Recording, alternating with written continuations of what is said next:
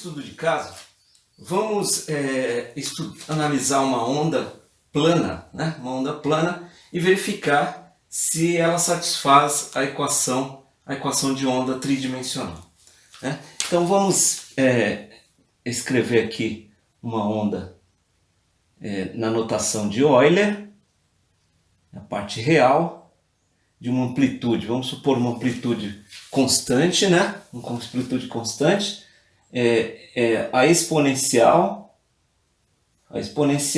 da nossa fase, né?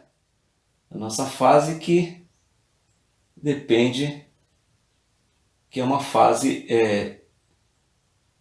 bidimensional, numa direção K. Veja, essa fase, ela é uma fase que a princípio, de maneira geral, é o vetor de onda K multiplicado pela posição. Vamos escolher uma onda viajando no mesmo sentido da orientação de K, com uma frequência angular fixa, também constante, e com uma fase inicial. Ela já iniciou lá com uma fase inicial. Vamos dizer que essa fase inicial é π sobre 2. Pode ser qualquer fase, né? Vamos colocar π sobre 2. Muito bem. E o detalhe é que a nossa onda é bidimensional, e o que caracteriza isso são os vetores K e R, né? Tem várias formas de combinar K e R para o resultado disso em duas dimensões. Eu estou apresentando aqui uma das maneiras, né? Uma das maneiras. Mesmo quando a gente pode ter situações em que o K é tridimensional, o R é bidimensional e o resultado dá duas dimensões também. Isso pode acontecer. Mas vamos pegar os dois aqui, ó, com cada um com duas dimensões, porque aí com certeza o resultado vai dar no máximo duas dimensões. Ou uma, né? Ou uma. Peguei aqui o nosso vetor de onda no plano XY e nossas posições também no plano XY, ok? E de tal maneira que os nossos Ks, eles estão associados aí aos cossenos diretores, aos seguintes cossenos diretores. Aqui um K constante, né? um número fixo, vezes o cosseno do ângulo de 30 graus. E o KY, também um K fixo, vezes o seno do ângulo de 30 graus. Então esses são os nossos cossenos diretores. Lembra que os cossenos podem ser combinações de cossenos diretores. Pode ser combinações de cossenos, de senos, enfim. Bom, cosseno de 30 é raiz de 3 sobre 2, né? Seno de 30 é meio. Então já vamos ilustrar isso aqui. E se a gente, veja bem, se a gente fizer calcular o módulo de K, como que a gente calcula o módulo de K?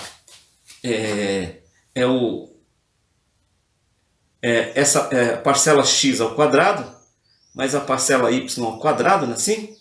Raiz quadrada disso. Veja que usando esse termo aqui, ó, kx vai ser um k0 ao quadrado, vezes um cosseno ao quadrado de π sobre 6. E aqui embaixo, o ky vai ser k0 ao quadrado, vezes seno ao quadrado de π sobre 6. Veja que o k0 ao quadrado é comum entre os dois, e o k0 ao quadrado, raiz quadrada dele, dá k0. Então sobra um k0 aqui, né? E aqui dentro da raiz vai ficar o cosseno ao quadrado de π sobre 6, mais o seno ao quadrado de π sobre 6, a raiz quadrada disso. E pela identidade trigonométrica, a gente sabe que esse número dá 1, né? Dá 1, ok? Se esse aqui é o alfa e esse é o beta, alfa ao quadrado mais beta ao quadrado dá 1. E aí o resultado do nosso módulo do vetor de onda é K0. O resultado do módulo do vetor de onda é o nosso K0, certo? Cuja direção, qual é a direção? Qual é a direção? A gente calcula utilizando o versor K, né? O versor K indica a direção, que é a direção da onda, né? Então vai ser o vetor K dividido pelo módulo de K, mas o módulo de K é K0. Então, a gente adianta aqui. Então vai ficar esse vetor, que é kx, né? Vai ficar assim, ó, kx na direção x mais ky na direção y, dividido por k0. Mas kx também carrega um k0 aqui, ó. Então, simplifica aqui, sobra o cosseno de π sobre 6, que é raiz de 3 sobre 2. Então, aqui, esse termo aqui fica raiz de 3 sobre 2 na direção x. E esse termo aqui também carrega um k0, que cancela com esse. Seno ao quadrado, e o seno de π sobre 6, que é meio. Bom, tem meio nos dois termos, a gente põe em evidência. Então, aqui ficou raiz de 3 na direção x, mais 1 na direção y, né? Que é a nossa direção. Então, esse vetor aqui indica a direção de propagação da onda. Olha que interessante. Mas também indica como que é a vibração. Veja, vamos tentar ilustrar aqui por uma figura geométrica, né? Se aqui é a direção y e aqui é a direção x, aqui é o zero, vamos supor que o nosso gerador de onda esteja aqui no centro. Então ele está vibrando tanto em x quanto em y, né? Mas ele vibra em x de maneira um pouco... ou seja, a amplitude de vibração dele, ele vai muito mais aqui, ó, para lá e para cá na direção x do que o y. Então vamos ilustrar aqui, ó. Vamos supor que o limite dele, ó, seja esse aqui, ó, tanto para mais quanto para menos, porque ele vai para lá e para cá esse ponto, né? Ele vai para lá e para cá. Então ele atinge aqui, ó, raiz de 3 sobre 2, que é um pouco maior do que y. Ele atinge só meio. Então isso gera para a gente, no plano, talvez aí, ó, né, se a gente for pensar, por exemplo, em um movimento elíptico, né? Isso gera aqui uma elipse em geral, de forma geral, e essa elipse vai se propagando no tempo, né? Porque ela também viaja no tempo, vai se propagando no tempo, gerando uma onda aí, ó, uma onda plana dessa forma. Não é o único formato, pode acontecer também assim, ó, que na direção x ela se propaga assim, ó, né? E na direção y assim, ó. Tem vários formatos, né? Tudo depende depende desses valores de K, do valor de K0 aqui no processo, tá bom? Bom, mas é uma ilustração possível para a nossa função de onda plana, mostrando que ela é plana. Um exemplo disso é você joga uma pedra no lago, aí você vê aquelas frentes de onda, né? Essas são frentes de onda, né? Se propagando, né? Se propagando. Muito bem. Se a gente calcular agora se a gente fizer o cálculo agora do K vezes do número do vetor de ondas vezes a posição, quanto que dá isso aqui, né?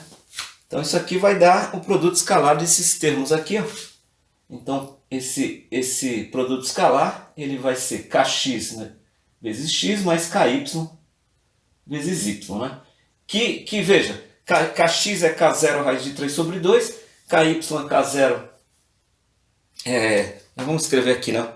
K0, isso aqui é kx mais ky. E ali a gente põe o resultado. Ali a gente vai pôr o resultado, que veja, kx é k0 raiz de 3 sobre 2 e ky, k0 meio. O k0 e o meio são comuns. Então aqui fica a raiz de 3 vezes x mais y. Esse é o resultado desse produto escalar, que é um número, né? Isso aqui é um número. É um número, né? Que indica a evolução espacial. A evolução espacial. Então ele muda de posição no tempo. Ó. Ele muda de posição no tempo dessa maneira em x e dessa maneira em y.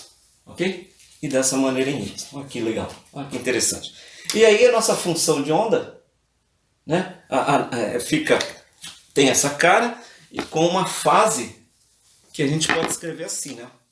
Com uma fase que a gente pode escrever assim, como sendo k0 sobre 2 raiz de 3x mais y menos ômega 0t mais π sobre 2. Olha, essa é a nossa fase que mostra que veja, as frentes, né, que estão associadas às fases estão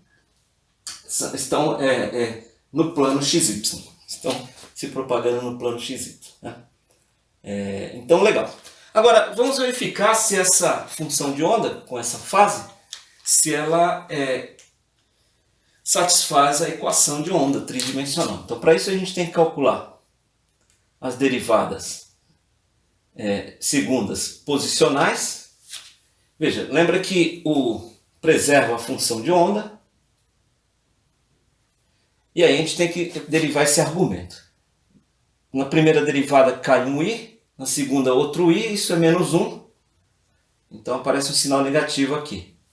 E aí falta derivar esse argumento aqui, que é a fase. Então derivando em x, duas vezes, vai aparecer um k0 ao quadrado aqui. E aqui, raiz de 3 ao quadrado dá 3, 2 ao quadrado dá 4. Então aparece um termo 3/4 aqui. A derivada em relação a y também é muito parecida, vai aparecer um sinal negativo aqui, vai preservar o termo aqui da função de onda, vai aparecer o k0 ao quadrado, e aqui é 1/2, então fica 1/4. 1/2 ao quadrado é 1/4. E a derivada em relação a z é 0, porque não tem o termo de z aqui, né? Não tem o termo em z. Falta a derivada em relação ao tempo. Derivada segunda em relação ao tempo. A mesma coisa. Preserva aqui a função de onda. Parece um sinal negativo aqui, porque cai o primeiro menos, depois cai o segundo menos. Menos com menos dá mais. Cai o i duas vezes, negativo. Aí fica i ao quadrado é menos 1. E aí esse termo é 0, esse termo é 0.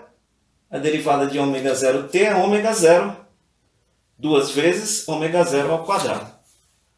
Bom, então a gente tem que... Lembra que a gente tem que somar, para resolver essa expressão, né, a gente tem que somar esses três termos. Ou seja, quem é o laplaciano? É a soma desse termo com esse termo em y com esse termo em z. Que só sobram esses dois termos, porque esse é 0. 3/4 com 1/4 dá 1. Negativo. Então fica menos k0 ao quadrado, essa função de onda aqui, certo? Esse é o laplaciano, que é a soma desses três termos aqui. Bom, mas a função temporal, a parte temporal, se a gente isolar aqui a função de onda, isso vai ficar menos 1 sobre ômega 0 ao quadrado, a derivada segunda em relação ao tempo. Se a gente mudar aqui, ó, pega esse termo, passa para o lado de lá, né? Então vai ficar isso aí. Então veja bem, substituindo esse termo aqui, ó, né? Substituindo esse termo aqui, vejam que o menos com menos vai dar mais, né? Vai aparecer um menos aqui embaixo, ômega 0 ao quadrado, menos com menos dá mais, e no lugar desse termo aqui vai aparecer esse aqui, né? Vai aparecer esse aqui. E a gente pega o k0, passa aqui para baixo, fica ômega 0 sobre k0 ao quadrado. Então, veja bem, isso aqui é o laplaciano da função, né? Da função. Então vai ficar assim, ó, o laplaciano da função, da nossa função de onda plana, vai ser menos com menos dá mais, 1, que eu passei o k0 lá para baixo. Vou já colocar assim, v ao quadrado, definindo v como ômega 0 k0, passando esse k0 para baixo aqui, fica ômega 0 sobre k0. E esse termo ao quadrado é o v ao quadrado, multiplicado pela parte temporal aqui, pela parte temporal. E isso aqui a gente chegou na nossa função de onda tridimensional, né? Então, realmente, essa função de onda plana aqui, ó, ela gera uma equação, né, de onda tridimensional, que é a equação tradicional da onda harmônica, né? Então, satisfaz a equação de onda, essa função de onda bidimensional. Ok? Então, até a próxima!